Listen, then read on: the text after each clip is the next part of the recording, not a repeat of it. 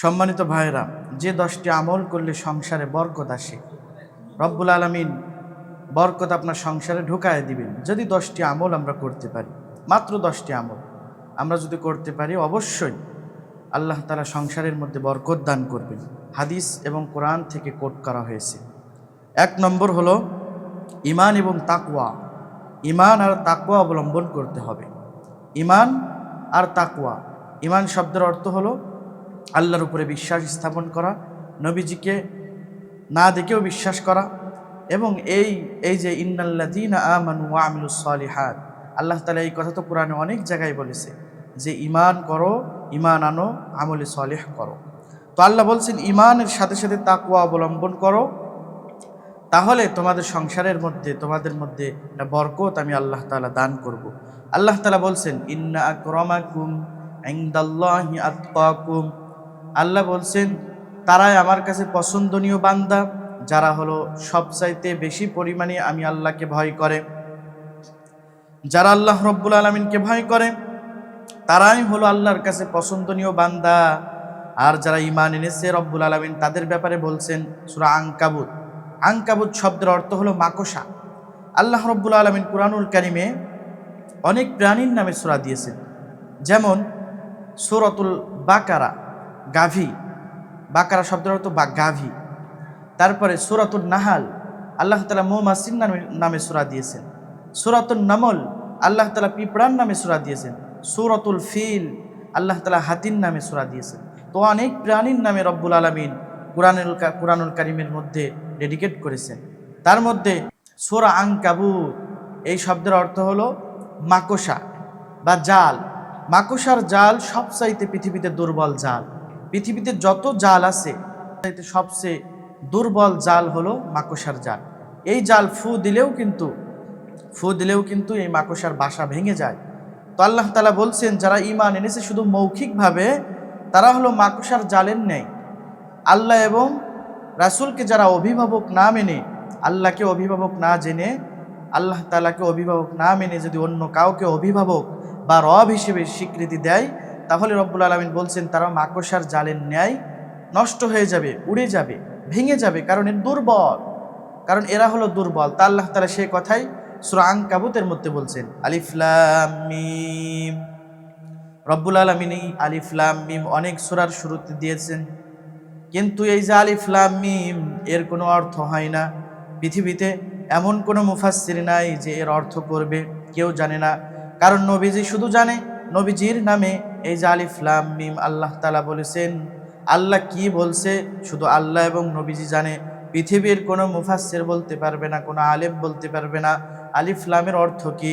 এই আয়াতকে, এই হরফকে বলা হয় হরুফুল মুকাত্তাআত বা আয়াতে মুতাশাবিহাত। আলিফ লামের কোনো অর্থ হয় না, ইয়াসিনের কোনো অর্থ হয় না, হা মিমের কোনো অর্থ হয় না, আইন সিন কফের কোনো অর্থ হয় না। রব্বুল আলামিন আলিফ লাম মিম দিয়ে শুরু করার পরের আয়াতে রব্বুল আলামিন বলছেন হাসিবান নাসু আইয়ুতরাকু আইয়াকুলু আমান্না ওয়া হুম লা ইফতানুন। রব্বুল আলামিন বলছেন যারা বলে, যে মানুষগুলো বলে, মানুষ কি এটা মনে করে যে তারা ঈমান এনেছে, কথা বললেই আমি আল্লাহ তাদেরকে পরীক্ষা করব না? আমি আল্লাহ কি তাদের পরীক্ষা করব না? মানুষ যদি এই কথা বলে, মানুষ যদি মুখে মুখে মৌখিকভাবে ঈমান আনে, ঈমান আনার পরে যদি মানুষ এই কথা বলে যে আমি ঈমান এনে ফেলেছি, আমি ঈমান এনেছি, আর আল্লাহ তাআলা তাদের পরীক্ষা করবে না, মানুষ কি এটা মনে করে? ওই তেমনই যেমন আল্লাহ তাআলা বলেছেন আফাহাসিবতুম আন্নামা খলাকনাকুম আবাসা ওয়া আন্নাকুম ইলাইনা লা তুরজাউন। আল্লাহ বলছেন মানুষ কি মনে করে তাদেরকে আমি অনার্থক সৃষ্টি করেছি? না, আমি তাদেরকে অনার্থক বানাইনি। আমি আল্লাহ রব্বুল আলামিন তাদের বানানোর পিছনে কারণ হলো, আল্লাহ বলেন ওয়ামা খালাকতুল জিন্না ওয়াল ইনসা ইল্লা লিয়াবুদুন। আমি আল্লাহ রব্বুল আলামিন তাদেরকে বানিয়েছি শুধুমাত্র ইবাদতের জন্য। জিনকে ইবাদতের জন্য বানিয়েছি, মানুষকে ইবাদতের জন্য বানিয়েছি। এই দুই জাতি আমি আল্লাহর সামনে দাঁড়িয়ে দণ্ডায়মান হয়ে আমি আল্লাহর সামনে দাঁড়িয়ে তাদের কৃত কর্মের জন্য আমি আল্লাহর সামনে তারা পাই টু পাই হিসেব দেওয়া লাগবে। তো আল্লাহ বলছেন তোমরা মৌখিকভাবে ঈমান এনেছো, এই কথা বললেই কি আমি আল্লাহ তোমাদের ছেড়ে দেব? আমি তোমাদেরকে পরীক্ষা করব না? আল্লাহ বলছেন যদি মুমিন হতে চাও তাহলে অবশ্যই আমি আল্লাহ তোমাদের পরীক্ষা করব। কেমন পরীক্ষা?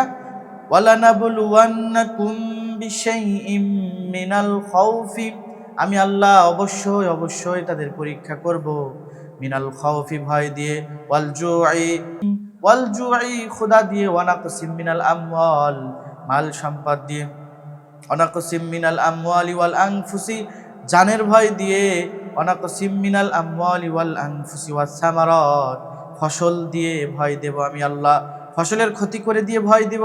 যদি তোমরা ধৈর্য ধারণ করতে পারো, যদি সবর করতে পারো, তাহলে শুনে রাখো তোমরাই সফল কাম। আমি আল্লাহ যারা সফল কাম, যারা সবরশীল, আমি আল্লাহ তাদের জন্য জান্নাত বরাদ্দ করে রেখেছি। এজন্য সম্মানিত আমার প্রিয় ভাইরা, এ কারণে রব্বুল আলামিন বলছেন মানুষ কি এইটা মনে করে যে মুখে মুখে ঈমানদার দাবি করলে আমি আল্লাহ তার ঈমানের স্বীকৃতি দিয়ে আমার দফতরে তার ঈমানদার হিসেবে নাম তুলে দেব? বলে না, আমি আল্লাহ পরীক্ষা করব। কেন পরীক্ষা করব জানো? রব্বুল আলামিন বলছেন আহাসিবান নাসু আন ইউতরাকু আন ইয়াকুলু আমান্না ওয়া হুম লা ইফতানুন ওয়ালাকাদ ফাতান্নাল্লাযীনা মিন ক্বাবলিহিম ফালা ইয়ালামান্নাল্লাহুল্লাযীনা সাদাকু ওয়ালা ইয়ালামান্নাল কাযিবিন। রব্বুল আলামিন বলছেন আমি তোমাদের পূর্ববর্তীগণকেও পরীক্ষা করেছি। পরীক্ষা ছাড়া যারা মুসলমান দাবি করেছে, ঈমানদার দাবি করেছে আর ঈমান এনেছে, আর আমি আল্লাহ তাকে পরীক্ষা না করে ঈমানদার বানিয়ে দিয়েছি, এমন কোনো নজির নাই। আমি আল্লাহ তোমাদের পরীক্ষা করছি, তোমাদের পূর্ববর্তীগণকেও আমি আল্লাহ পরীক্ষা করেছি। শুধু পরীক্ষা ছাড়া ঈমানদার হওয়া যায় না, পরীক্ষা দিয়ে তারপর ঈমানদার হতে হয়। তো আমি আল্লাহ তোমাদের পূর্ববর্তীগণকেও পরীক্ষা করেছি। কেন পরীক্ষা করেছি জানো? আল্লাহ বলেন ফালা ইয়ালামান্নাল্লাহুল্লাযীনা সাদাকু, আমি আল্লাহ দেখতে চাই কারা সত্যবাদী, ওয়ালা ইয়ালামান্নাল মুনাফিকিন বা ওয়ালা ইয়ালামান্নাল কাযিবিন। রব্বুল আলামিন বলছেন আমি দেখতে চাই কারা সত্যবাদী আর ওয়ালা ইয়ালামান্নাল কাযিবিন, আর কারা মিথ্যাবাদী, আমি আল্লাহ এটা দেখার জন্য পরীক্ষা দিয়েছি। এজন্য সম্মানিত আমার প্রিয় ভাইয়েরা, রব্বুল আলামিন অবশ্যই আমাদের পরীক্ষা করবেন। এ কারণে ঈমানদার হতে হবে। শুধু মৌখিক ঈমানদার হলে চলবে না, তাকওয়া অবলম্বন করতে হবে, আল্লাহকে ভয় পাইতে হবে। একটা লোক আল্লাহর ভয় কাকে বলে? একটা লোক বারবার বলে আমি সাপকে ভয় পাই, সাপকে ভয় পাই, কিন্তু সাপকে ভয় পাই এ কথা বলে আবার সাপের গর্ত দেখলে গর্তের মধ্যে হাত ঢুকায় দেয়। বলেন তো দেখি সাপকে ভয় করা হলো নাকি? কথা কন, সাপকে ভয় করা হলো না, বরং সে মুখে বলে সাপকে ভয় করি, এবার কাজেও ভয় করাটা দেখাতে হবে, গর্ত দেখলেও দূরে থাকবে। তাহলে বোঝা যাবে লোকটি আসলে প্রকৃতভাবে সাপকে ভয় পায়। আমরাও বলি আমরা আল্লাহকে ভয় করি, আমরা আল্লাহকে অত্যন্ত ভয় করি, আবার গুনার কাজ করি, আবার দেখেন অপরাধ করছি, আমরা জানি আমাদের দুই কাঁধে দুই ফেরেশতা আছে, আমাদের লিখছে কিরামান কাতিবিনা ইয়ালামুনা মা তাফআলুন ইন্নাল আবরারা লাফি নাঈম। সূরা ইনফিতার রব্বুল আলামিন বলছেন দুই কাঁধে তোমাদের দুইটা ফেরেশতা নিযুক্ত করা হয়েছে।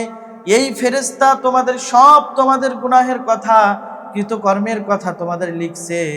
হাসরের কঠিন দিনে আমি আল্লাহর সামনে যখন দাঁড়াবে, আমি আল্লাহ তোমাদেরকে আমলনামা হাতে দিয়ে বলবো ইকরা কিতাবাকা কাফা বিনাফসিকাল ইয়াউমা আলাইকা হাসিবা মান ইহতাদা ফাইন্নামা ইয়াহতাদি লিনাফসি। রব্বুল আলামিন আমলনামা দিয়ে বলবেন যারা মুমিন হবে তাদের ডান হাতে আমলনামা দিবেন, আর যারা বেঈমান হবেন তাদের ঘাড় মটকায় এই বুক ছিদ্র করে তাদের আমলনামা তাদের পিছন দিক থেকে দেওয়া হবে। আর বলবেন পড়ো, আর বান্দা পড়তে থাকবে আর বলবে ওয়া উজিআল কিতাবু ফাতারাল মুজরিমিনা মুশফিকিনা মিম্মা ফিহি ওয়া ইয়াকুলুনা ইয়া ওয়াইলাতানা মা লিহাযাল কিতাব লা ইউগাদিরু সাগীরাতাও ওয়ালা কাবীরাতান ইল্লা আহসাহা। সে নিজে নিজে পড়বে আর বলবে, আল্লাহ এ কেমন আমল নামা, যে আমল নামার মধ্যে একটু গরমিল হয়নি, যা করেছি তাই তো এই আমল নামার মধ্যে লেখা আছে, একটু ভালো কাজ করেছিলাম সেইটাও আছে। একবার রাত্রে গভীরে উঠে সুবহানাল্লাহ বলেছিলাম, সবাই ঘুমায়াছিল কিন্তু আমি সুবহানাল্লাহ সেদিন বলেছিলাম, ওই যে রাতে এমনি মুখ ফসকে বের হয়ে গেছিল, ওই সুবহানাল্লাহ যে আছে তখন বুঝতে পারবে। এজন্য সম্মানিত ভাইরা, মুমিন হওয়া চাই। রব্বুল আলামিন বলছে তারপরের আয়াতে, ওয়ালা ইয়ালামান্নাল কাযিবিন আম হাসিবাল্লাযিনা ইয়ামালুনাস সাইয়্যাতি আইয়াসবিকুনা। রব্বুল আলামিন বলছেন তারা মন্দ কাজ করার পরে তারা কি এইটা মনে করে রব্বুল আলামিন তাদের পাকড়াও করবে না? তারা মন্দ কাজ করার পরে তারা কি এইটা মনে করে যে আল্লাহ তাদের পাকড়াও করবে না? আর এই কথা মনে করে তারা কি মন্দ কাজ করে যাচ্ছে, চালিয়ে যাচ্ছে। আল্লাহ বলছেন আম হাসিবাল্লাযিনা ইয়ামালুনাস সাইয়্যাতি আইয়াসবিকুনা। তারা কি এইটা মনে করছে, ভাবছে যে আমি আল্লাহ তাদের পাকড়াও করব না? আল্লাহ তাআলা কি আমাদের পাকড়াও করবেন না ভাই? অবশ্যই আল্লাহ তাআলা আমাদের পাকড়াও করবেন। কেমন পাকড়াও করবেন দেখেন, ফিরাউনকে রব্বুল আলামিন পাকড়াও করেছে। তার অপরাধ এত পরিমাণ বেশি হয়ে গেছিল, কিন্তু আল্লাহ তাআলা তার হায়াত এত দেওয়ার কারণ ছিল একটাই, ফিরাউন অত্যন্ত বেশি দান করত। একবার মুসা আলাইহিস সালাতু ওয়াস সালামকে তার কওমের লোকজন সকলে এসে বলল, নবী আপনার কওমের এই যে শাসক ফিরাউন, এর ধ্বংস কবে হবে আপনি একটু বলেন তো। মুসা আলাইহিস সালাতু ওয়াস সালাম বললেন, আমি তো জানি না। তো আপনি আল্লাহর কাছ থেকে জানবেন, আপনি আল্লাহর সাথে কথা বলেন, তুর পাহাড়ে যান, যে কথা বলেন, সরাসরি তো কথা হয় আপনাদের সাথে, তো একটু শুনবেন এই ফিরাউন, এই নাফরমানের ধ্বংস কবে হবে। মুসা আলাইহিস সালাতু ওয়াস সালাম চলে গেলেন, আল্লাহর সাথে কথা বললেন। শেষ করার পরে আল্লাহকে বললেন, আল্লাহ আমার কওমের লোকজন জিজ্ঞাসা করেছে ফিরাউনের ধ্বংস কবে হবে। আল্লাহ তাআলা বলছেন ফিরাউনের 3টি আমল আছে, এই 3টি আমলের কারণে ফিরাউন অত শীঘ্রই ধ্বংস হচ্ছে না। কারণ ধ্বংস আমি করতে পারি না, কারণ আমি ওয়াদা করেছি এই 3টি কাজ করলে আমি আল্লাহ তার হায়াতের মধ্যে বারাকা দান করব। তাই আমি এই 3টি কাজ ও করে বিধায় আমি তার ধ্বংস করতে পারছি না। কত বড় কথা। তখন জিজ্ঞাসা করলেন হযরতে মূসা আলাইহিস সালাতু ওয়াস সালাম যে কি আমল করে বলেন তো আল্লাহ। তখন আল্লাহ বললেন, যার প্রথম নম্বর গুণ, সকালে ঘুম থেকে উঠেই আগে ফকির মিসকিনকে দান করে। সুবহানাল্লাহি ওয়া বিহামদিহি। সকালে উঠে আগে দান করে। ফিরাউন অত্যন্ত বেশি দান করত, কিন্তু আমাদের যুগে এত কৃপণ মানুষ, কৃপণের কারণে মানুষ কিন্তু হায়াত থেকে বঞ্চিত হয়। মানুষের হায়াত খুলে যায় 3টি কাজ করলে, যা ফিরাউন করত। 1 নম্বর হলো ফিরাউন মানুষকে দান করত, খুব অত্যাচার করত, তবে তো দান করত। নিজের বিবিকে অত্যাচার করেছে, উলঙ্গ করেছে, কত কষ্ট দিয়েছে, তারপরেও সে ফিরাউনকে আল্লাহ তাআলা হায়াত এত দিয়েছিল, তার কখনো অসুস্থতা হয়নি, সর্দি কাশি হয়নি। এই ফিরাউন, সে নীল নদের পাশে দাঁড়িয়ে ডান পাশের পানিকে বাম পাশে নিত। এই ক্ষমতা আল্লাহ তার দিছিল, কারণ সে কিছু জিনিস মানত। তারপরে ফিরাউনের আর একটা গুণ ছিল, তার মায়ের খেদমত করত। মায়ের খেদমত আমরা তো এটা বোঝা মনে করি, কিন্তু সে মায়ের খেদমত করত। এবং এই ফিরাউন আত্মীয়র বন্ধন ঠিক রাখত। আত্মীয়র বন্ধন যদি ঠিক থাকে তাহলে আল্লাহ তাআলা তার হায়াতের মধ্যে বরকত দান করে। এজন্য বউদেরকে বলবো, যারা বউ আছেন তারা স্বামীকে আত্মীয়র বন্ধন ঠিক রাখার জন্য বলেন বারবার, যে আত্মীয়র বন্ধন যেন ঠিক থাকে, তাহলে হায়াতে বরকত দান করবে। এই ফিরাউনও কিন্তু অপরাধ করেছে, আল্লাহ তাআলা তাকেও ছাড় দিননি। ছাড় দিয়েছে ভাই? ছাড় দিননি। আল্লাহ তাআলা তাকেও ধরেছে। কিন্তু এজন্য পৃথিবীতে কেউ বেঁচে থাকে না, পৃথিবী ছেড়ে সকলকে চলে যেতে হয়, সে ফিরাউন হোক আর নমরুদ হোক। এ কারণে পৃথিবী থেকে প্রতিদিন মানুষ, আশ্চর্য হবেন, চিকিৎসা বিজ্ঞানীরা বলেছে গবেষণা করে, যে প্রতিদিন মানুষ কিন্তু 1,80,000 70,000 মানুষ প্রতিটা দিন পৃথিবী থেকে চলে যাচ্ছে। তার মধ্যে ঘন্টায় মানুষ মৃত্যুবরণ করছে 7,000। যদি প্রতিদিন মানুষ মারা যায় 1,70,000 থেকে 80,000 মানুষ, তাহলে ঘন্টায় যাচ্ছে 7,000 মানুষ মারা। আর যদি ঘন্টায় 7,000 যায়, তাহলে মিনিটে মারা যাচ্ছে 120 জন করে। মিনিটে যদি 120 জন মারা যায়, তাহলে সেকেন্ডে মারা যাচ্ছে 2 জন করে। তাহলে দেখেন প্রতিটা দিন এত মানুষ মারা যায়, তার মধ্যে আপনি আমি বেঁচে আছি, এইটাই তো অনেক। তো যেই হোক না কেন, হায়াত যদি ফুরিয়ে যায়, সে যেই হোক না কেন এই পৃথিবী থেকে চলে যেতে হবে।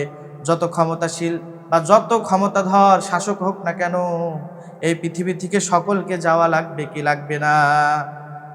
পৃথিবীতে কেউ স্থায়ী হয় না, হোক না সে ফিরাউন কিবা নমরুদ। কেউ ভবে চিরকাল রয় না, কেউ ভবে চিরকাল রয় না। চলে যায় সব ছেড়ে যেতে হয়, মৃত্যু মানে না কোনো পরিচয়। সব রাজা মহারাজা আর মহাবীর, কাউকে সে অবকাশ দেয় না। পৃথিবীতে কেউ স্থায়ী হয় না, হোক না সে ফিরাউন কিবা নমরুদ। কেউ ভাবে চিরকাল রয় না। এজন্য আমার প্রিয় ভাইয়েরা, পৃথিবীতে থাকার জায়গা না, চলে যেতে হবে। যদি আমল করা যায়, যদি ইমানদার হওয়া যায়, যদি তাকওয়া অবলম্বন করা যায়, রব্বুল আলামিন এই তাকওয়ার কারণে আপনার আমাকে জান্নাত দান করবেন। তো যে 10টি বিষয়ে কথা বলছিলাম তার মধ্যে হলো 1 নম্বর, সংসারে বরকত আনতে হলে ঈমান এবং তাকওয়ার প্রয়োজন। 2 নম্বর হলো কাজের শুরুতে বিসমিল্লাহ পড়তে হবে। কাজের শুরুতে কেউ যদি বিসমিল্লাহ পড়ে, রব্বুল আলামিন ওই কাজের মধ্যে তার বারাকা দান করে দেয়। আপনি খানা খাইতে বসেছেন, যদি আপনি বিসমিল্লাহ সহকারে খাবার খান, আপনার খাবার যদি কম থাকে, রব্বুল আলামিন এই খাবার কম থাকলেও বিসমিল্লাহ বলার কারণে আপনার পরিপূর্ণ বরকত দান করবে। আপনার পেটের যে চাহিদা বা ক্ষুধা, এটা নিরাময় করে দেবে রব্বুল আলামিন শুধু বিসমিল্লাহর কারণে।